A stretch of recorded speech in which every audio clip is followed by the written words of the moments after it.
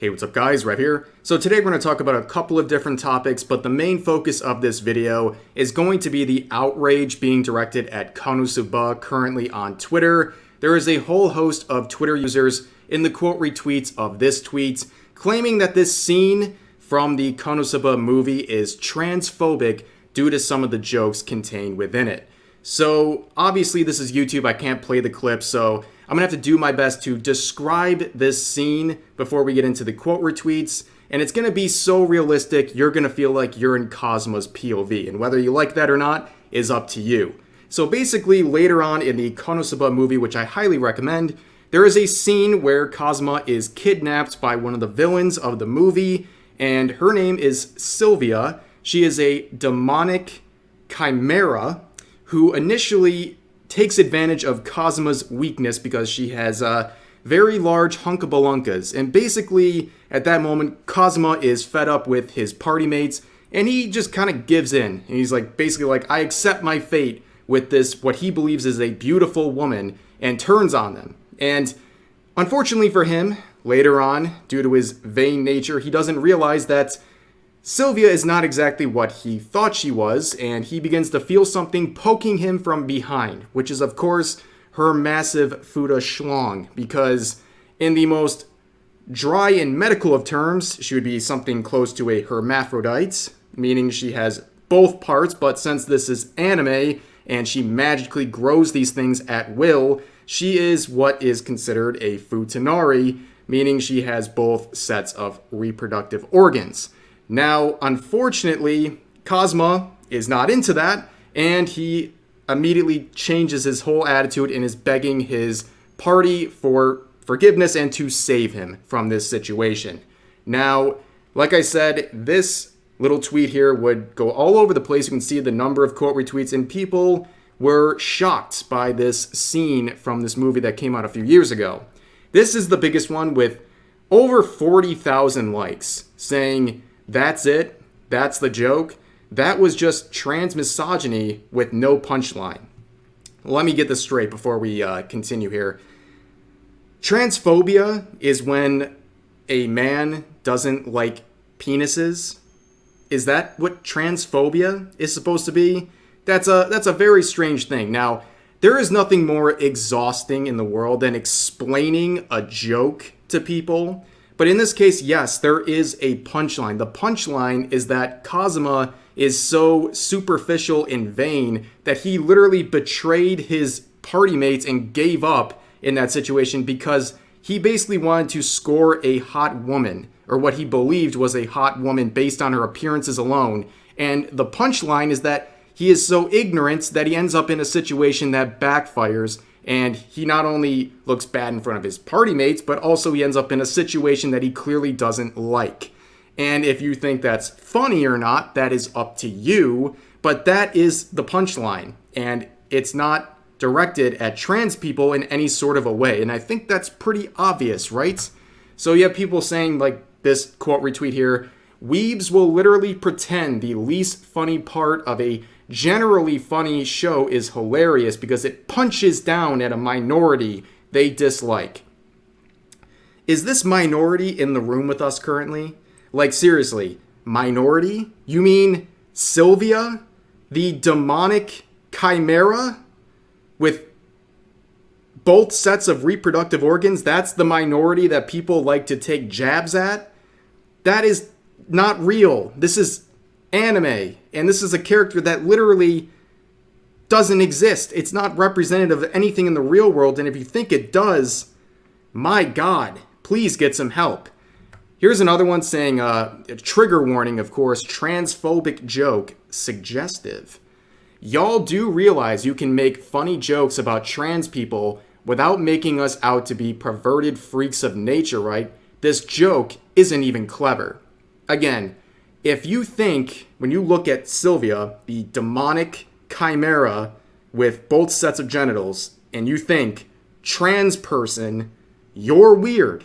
You are weird because that is not a trans rep. That is not supposed to be a trans person. And it's very strange that you think Sylvia is supposed to be trans. I don't understand. Like, you have to self-insert in every single piece of media It doesn't make any sense.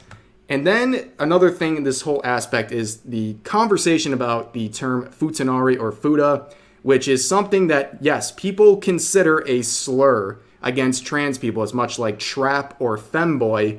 But in this case, people are saying that using futa is inherently transphobic, even when talking about fictional characters. So here's the thing, right? Futa, to me, is much akin to lolly. Now, they're obviously different things, but they have kind of the same usage. What I mean is, there is no such thing as an IRL lolly, just like there's no such thing as an IRL futa, right? Here's the thing. Lolly is based on petite body types. Yes, women have petite body types, but lolly is a term for fictional characters. Therefore, a petite woman is not an IRL lolly. They are a petite woman. Just like, in this case, let's say the most medical of terms, Sylvia is a hermaphrodite, having both sets of reproductive organs. And that doesn't make someone who in real life has both sets of reproductive organs, that doesn't make them an IRL futa. It makes them a hermaphrodite, which is a medical term. There's no such thing. And the fact that these are magically sprung by Sylvia is proof that this is a work of fiction. So futa, just like anything else, is only transphobic when it's misapplied to people. If you call someone in real life a futa, yeah, that's offensive. It's weird. Just like calling a trans woman, for example, calling them a femboy or something like that. It's about using proper uses of words that aren't inherently offensive. Futa is not inherently offensive or transphobic. It only is done that way when it's applied to a real person in a way that's supposed to mislabel them. That's all. But like I said, hermaphrodite, a medical term, which this person is describing that Sylvia is not trans, she's a hermaphrodite. And this is purely a futanari joke. And this person says, quoting them, she's not trans, she's a slur. This is purely a slur joke. So they are saying hermaphrodites is a slur. It is literally a medical term. We're at the point where medical terms are now transphobic. That's crazy, right? Please, like, I'm losing my mind. Is anything not offensive these days? And in case you did, by the way, in case you did find this scene to be funny or amusing, the group of tolerance and acceptance thinks you need to go to a camp for re-education because you found this scene from the KonoSuba movie to be funny. Yeah, so I think this whole situation is absolutely insane. People trying to make issues out of a scene that has nothing to do with real life trans people at all and making it out to be some crazy transphobic display. And that's hardly surprising given how Twitter is recently. And another thing too is that KonoSuba has unfortunately found itself in the position of the new, like, popular thing to hate. It's happened over the last, 2 years. Like, when KonoSuba was airing, everyone was going crazy about it, and it was very widely liked. And then all of a sudden, once the show kind of died out, not died out, but stopped airing, at least temporarily, it became popular to hate for some reason. And people now are really showing it off here because you can make a quote retweet saying that it's not funny and transphobic and get nearly 50,000 likes on Twitter, citing a scene that is 3 years old. It's very strange to me. So there's actually a couple more things I want to cover in this video because I'll be going out of town this weekend, so I'm a little bit pressed in terms of what things I can cover. So I wanted to add in a couple extra stories to end this video. So one thing that has been very interesting over the past couple of weeks is the battle between the streaming service Kick versus Twitch. Now, a lot of people have been switching over to Kick to do live streams because there is a much better revenue share. I believe it's 95 to 5% in terms of Kick only takes 5% of the revenue you earn, which is a million times better than Twitch, which is currently 50-50, which is unbelievable. But a lot of people have been going over there for many different reasons, not just financial, but also it's like the Wild West currently. There's no rules. People are streaming porn. People are going crazy, saying slurs and doing whatever they want with no punishment. It's kind of just there's no rules, which is concerning in terms of getting advertisers and things like that. I mean, you have to have some level of rules, right? But I mean, it's working for people right now. So a lot of people are going over to Kick and saying, hey, I'm going to take advantage of this service, even if this platform falls apart in a couple months. I'm going to at least get some money out of it for a little while and get treated correctly in terms of revenue sharing and have a little more freedom and not have to worry about getting banned for no reason like on Twitch. Now, there's another sign that, there's actually a couple of signs that Twitch is starting to sweat a little bit because people are starting to go over there. I don't think it's any death sentence at this point. I don't think it's a huge movement, but they are noticing. And there was some of the people at the higher ups of Twitch did revisit the 50-50 split recently, which of course they came out saying that in favor of content creators, we're going to keep the 50-50 split, which is insane. There's no justification for it. There's no way their system is that poorly run that it has to do the same revenue split as it did when this company first started off. There's no way they haven't improved their systems to run without such a huge cost. But nonetheless, another thing that happened, and it was in this soda poppin' clip, Twitch is going to be laying off roughly, I believe, 400 of their employees, and I believe they have 1,100 total. So that's nearly half of their staff, their workforce, is going to be laid off in the next week.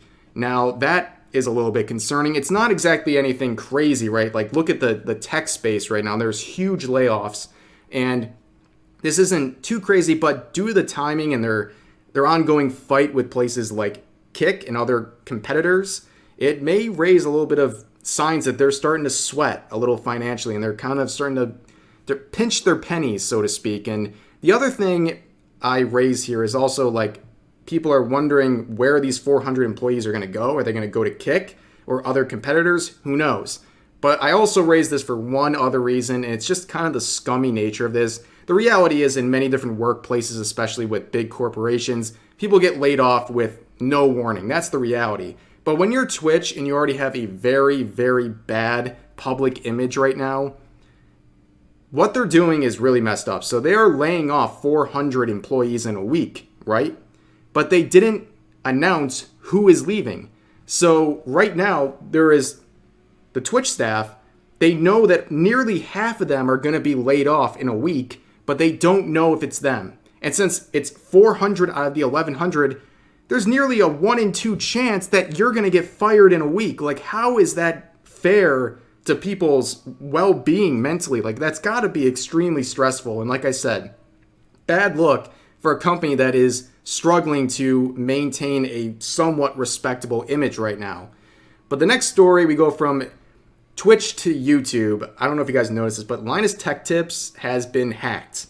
Now, I think there's some irony of someone like him getting hacked. I mean, it's no longer Linus Tech Tips. It is Elon Musk Tesla Tips, okay? So that's one of the common hacking strategies. They hack into these channels and they just start making live streams of these like Bitcoin scams, right? And they always feature Elon for some reason. I don't know how that all plays out, but it is a very common thing, and it's becoming increasingly popular, this hacking technique, and it's hitting big content creators. I mean, of all people, Linus, that is crazy.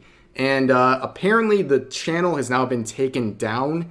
I mean, they're all aware of the parties, including Google and YouTube are aware of what's going on. So they shut down the channel temporarily. The channel will be back, and they're going to take better measures to protect themselves in the future. But crazy situation. And again, if you're a content creator, especially, and really anyone, make sure you're taking the extra steps to protect your accounts with two-factor authentication and things like that. Because if it can happen to someone like this, it can happen to anyone. And YouTube needs to do something to prevent this from happening because it's becoming way too common.